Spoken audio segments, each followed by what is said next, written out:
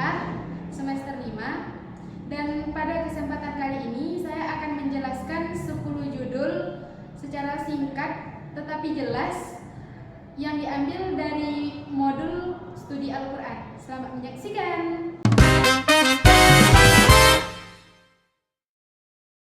Yang pertama, pengantar studi Al-Quran.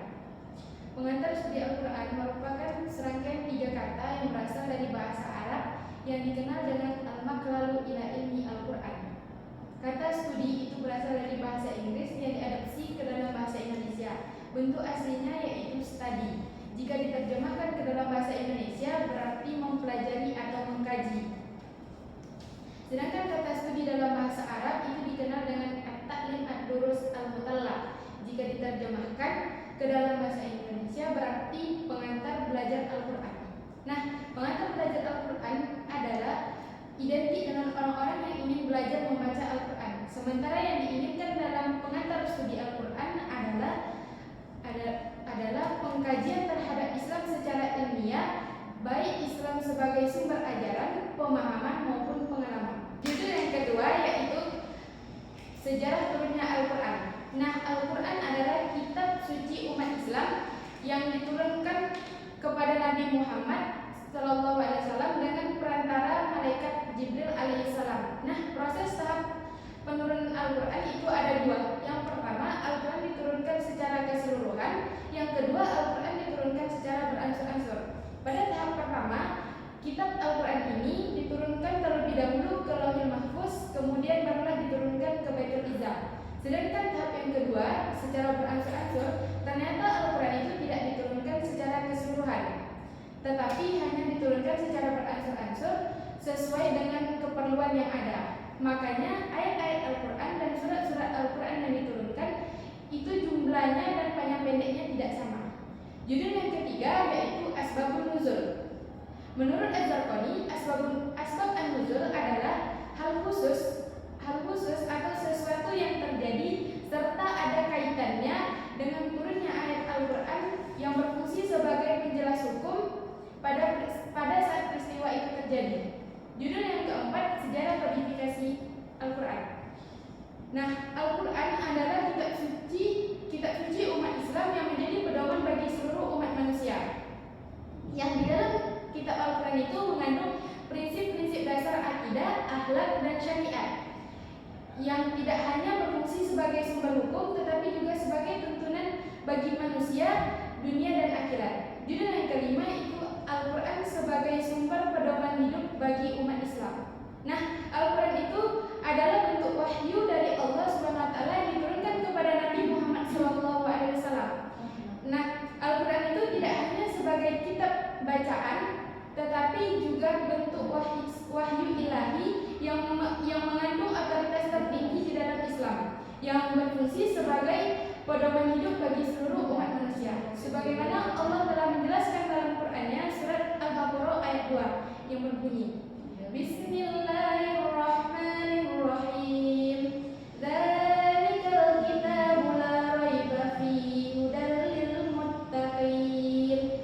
Shadaqallahul azim. Yang artinya, kitab Al-Qur'an ini tidak ada lagi keraguan di dalamnya menjadi petunjuk bagi orang-orang yang bertakwa. Nah, sudah sangat jelas dalam surat Al-Baqarah ini bahwa Al-Quran itu adalah huda, yakni pedoman hidup bagi seluruh umat manusia yang memberi arah dan bimbingan agar manusia tidak tersesat dalam perjalanan hidupnya. Judul yang keenam itu pengertian tafsir dan takwil. Nah, tafsir sebagian ulama sepakat mendefinisikannya sebagai ilmu untuk memahami kitab-kitab Allah yang diturunkan kepada Nabi Muhammad SAW dengan cara menjelaskan makna-maknanya, hukum-hukumnya, serta kaidah yang terkandung di dalamnya sesuai dengan kemampuan umat manusia dan berdasarkan kaidah yang benar. Sedangkan takwil itu mengalihkan lafaz dari makna zahir kepada makna lainnya yang dibenarkan oleh dalil, baik itu secara nasyari, bahasa ataupun akal. Judul yang ketujuh yaitu keutamaan Al-Quran dalam memberikan ketenangan hati dan jiwa. Nah, Al-Quran itu adalah petunjuk bagi orang-orang yang bertakwa. Ketakwaan itu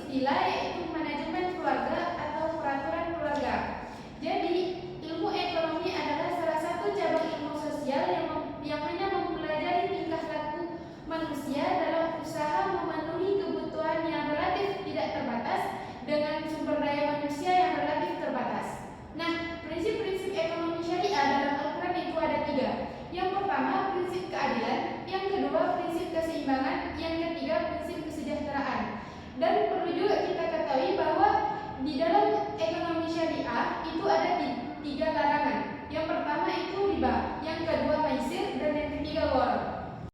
Judul yang ke-9 yaitu pentingnya keseimbangan ekonomi dan keadilan sosial dalam Al-Quran. Nah, Al-Quran mengajarkan bahwa ekonomi itu harus berjalan dengan seimbang dan adil. Supaya apa? Supaya masyarakat kita bisa merasakan hidup yang sejahtera dan makmur, bukan hanya segelintir orang yang kaya saja. Nah, di dalam Al-Quran ada beberapa prinsip yang harus ditekankan kepada kita sebagai umat Islam. Yang pertama itu keadilan. Nah, keadilan di sini itu kita berharap bahwa di antara satu sama lain itu sama-sama merasakan keuntungan. Yang kedua itu persaudaraan. Nah, antara satu sama lain itu harus saling tolong menolong. Yang ketiga, pemerataan harta. Harta itu bukan hanya segelintir orang yang kaya saja, tetapi hendaknya kita menyebarluaskan ke seluruh umat manusia supaya mereka merasakan hidup yang sejahtera. Yang keempat, itu tanggung jawab sosial. Bagi orang yang sudah mampu, hendaklah membantu orang-orang yang lemah. Karena itulah Allah telah menjelaskan dalam Al-Qur'annya bahwa Allah melarang terjadinya keserakahan, kesenjangan sosial, dan eksploitasi. Judul yang ke-10 yaitu peran Al-Quran dalam menjawab sistem konvensional. Perkembangan ekonomi dalam dunia modern itu banyak sekali dipengaruhi oleh sistem konvensional, terutama kapitalisme dan sosialisme. Nah, kapitalisme dan sosialisme ini mempunyai kelebihan dan juga kekurangan. Kapitalisme itu sendiri memberi kebebasan individu dan juga pasar, namun sering terjadi kesenjangan sosial dan ketidakadilan. Sementara sosialisme itu berfokus atau berusaha meratakan kesejahteraan, namun sering membatasi kebebasan individu sehingga kurang efisien. Nah, ada prinsip-prinsip dasar yang ditekankan dalam Al-Quran. Yang pertama itu keadilan, yang kedua keseimbangan, yang ketiga keberkahan dalam bertransaksi. Sebagaimana Allah telah menjelaskan di dalam firman-Nya, Quran surat Al-Baqarah ayat 2, Bismillahirrahmanirrahim. Dzalikal kitabu la raiba fihi hudan lil muttaqin. Shadaqallahul azim. Yang artinya, kitab Al-Quran ini tidak ada lagi keraguan di dalamnya sebagai petunjuk hidup bagi orang-orang yang bertakwa. Nah, dalam konteks ini atau permasalahan ini, Al-Quran hadir bukan hanya untuk mengatur hal seperti ibadah atau ahli waris, tetapi keseluruhan yang ada di alam ini, seperti kesenjangan ekonomi. Jadi kesimpulannya, Al-Quran itu memberikan solusi nilai dan prinsip agar ekonomi itu berjalan sesuai keadilan, seimbang, dan tidak merugikan satu sama lainnya. Berbeda dengan halnya sistem ekonomi konvensional yang hanya berfokus pada material saja. Sekian dari saya. Wassalamualaikum warahmatullahi wabarakatuh.